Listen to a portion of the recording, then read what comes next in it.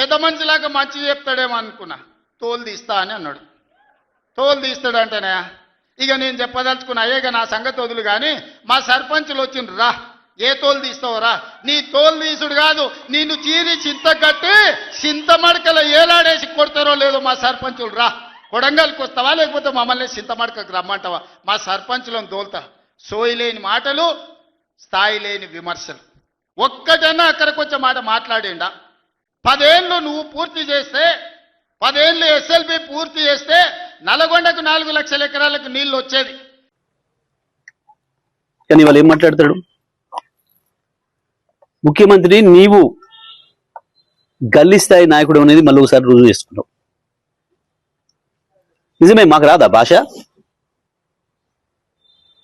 వాడెంత గొట్టంగాడు, కేసీఆర్ కాలి గోటి సరిపోడు అనొచ్చు మేము కూడా. మేము అనడం లేదు.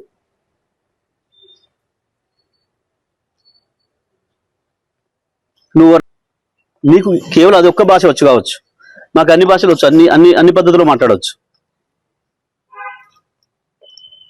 విజ్ఞతతో మాట్లాడవచ్చు. ఒకవేళ నువ్వు దాంట్లోనే పోటీ పెట్టుకుందాం అనుకుంటే అది కూడా మాట్లాడవచ్చు.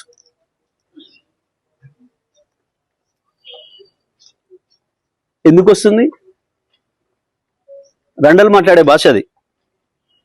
ఇతరులు చావు కోరుకోవడం అనేది రండగాలు చేసే పని, కొట్టాడితోడు చేసే పని కాదు.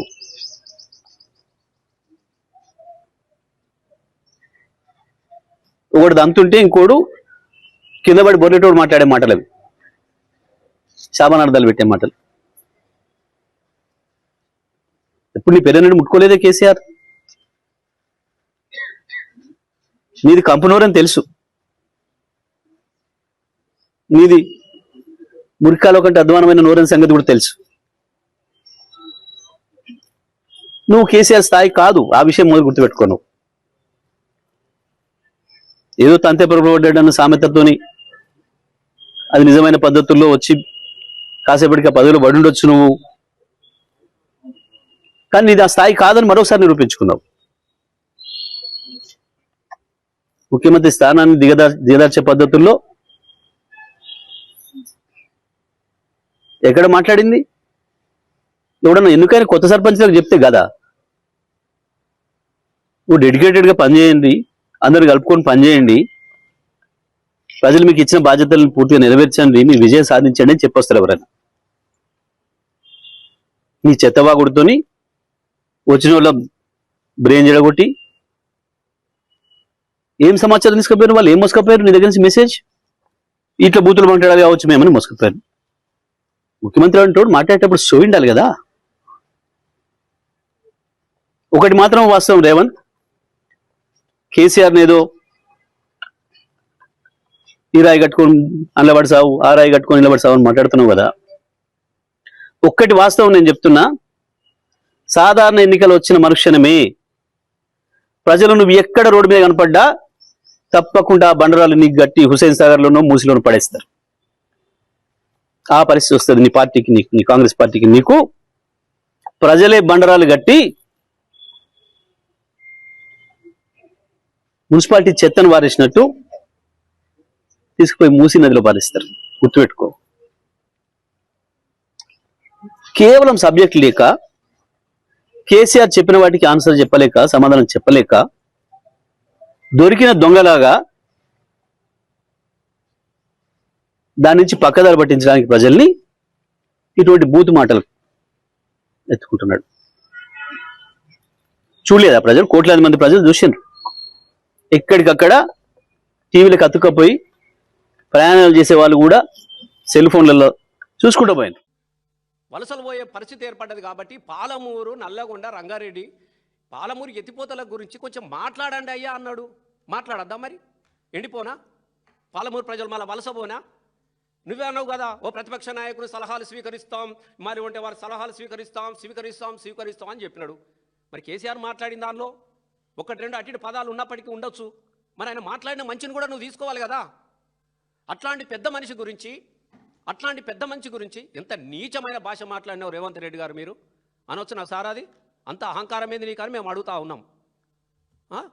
జాబ్ ఇస్తాడట ఈయన కేసీఆర్ గారికట.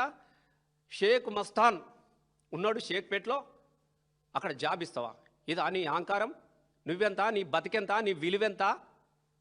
ఆయన కాలి గోరికున్నటువంటి విలువ కాదు మిస్టర్ రేవంత్ రెడ్డి, గుర్తుపెట్టుకో.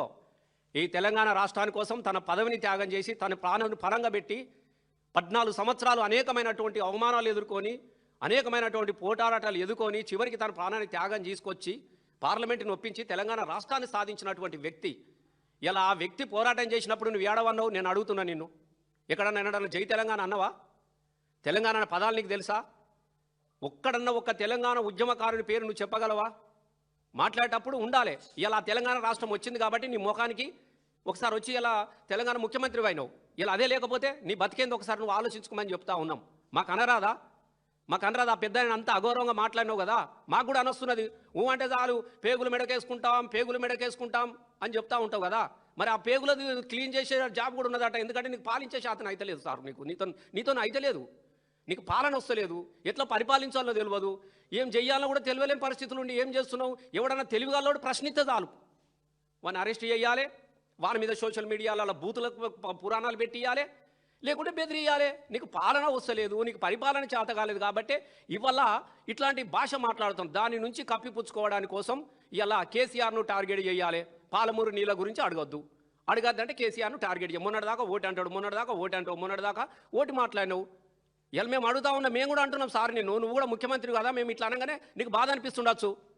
మరి కేసీఆర్ గురించి తెలంగాణ తీసుకొచ్చిన సార్ గురించి మాట్లాడితే మా గుండెలు ఎంత అవిసిపోతున్నాయి. నిన్ను కూడా మేము అడుగుతూ ఉంటున్నాం. మరి అక్కడ క్లీన్గా ఉన్నదట. నీకు ముఖ్యమంత్రి పాలన చేతనైతే లేదు కదా. మస్తాన్ దగ్గర పేగులు క్లీన్ చేయడం స్టోర్ దొరకలేడట, వాడు దెంక పీకిండట. నువ్వైతే మంచిగా క్లీన్ చేస్తావు కదా, పేగులు క్లీన్ చేస్తావు, మంచిగా బోటి మెడలు వేసుకొని తిరుగుతూ ఉంటావు. నీకు కూడా ఇంత బోటి పెడతాడు, సాయంత్రం పూట సపరించుకుంటా నువ్వు చేసుకునే కార్యక్రమాలు నువ్వు చేసుకో సార్. మంచిగా బోటి మెడలకు వేసుకో, అందరికీ మెడలెత్తా పేగులు మెడకెత్తా అని ఎక్స్పర్ట్ వాట కదా నువ్వు ఆ పనే చేయి. మరి నీకు కూడా మస్తాన్ రెడీగా ఉన్నాడు ఇప్పుడు చాలా. ఎందుకంటే బోటి చాలా పెద్దది కదా, పేగులు ఈకలు తీయాలంటే చాలా మంది కావాలి. ఆయన కూడా వెయిట్ చేస్తున్నాడు సార్. మాట్లాడేటప్పుడు సంస్కారం ఉండాలి కదా రేవంత్ రెడ్డి గారు. మీకు ఇదే జీహెచ్ఎంసీలో టీఆర్ఎస్ పార్టీకి మెజారిటీ వస్తే 100 సీట్లు దగ్గర వస్తే నేను రాజకీయ సన్యాసం పుచ్చుకుంటున్నాను. సిగ్గుందా రేవంత్ రెడ్డిని మళ్ళీ ప్రశ్నిస్తా ఉన్నాను. ఎన్నిసార్లు మాట మార్చినావు, ఎన్నిసార్లు తోక ముడుచుకుని తప్పించుకోపోయినావు. మళ్ళీ ఈరోజు కొత్త శపథం చేసేసి ఏదో నేను రాజకీయాలు ఉన్నంత వరకు నేను కేసీఆర్ గారిని కానీ బీఆర్ఎస్ పార్టీని అధికారం రాకుండా చేస్తా అని చెప్పినావు. తప్పకుండా నీ రాజకీయాలు లేకుండా రోజులు దగ్గరలో ఉన్నాయి. రాజకీయంగా సమాధి కావడం ఖాయం.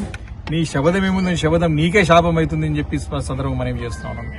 దేవుళ్ళను కూడా మోసం చేసినటువంటి ఒక నాయకుడు ఎవరన్నా ఈరోజు రాజకీయాలు ఉన్నారంటే నీకే వర్తిస్తుంది.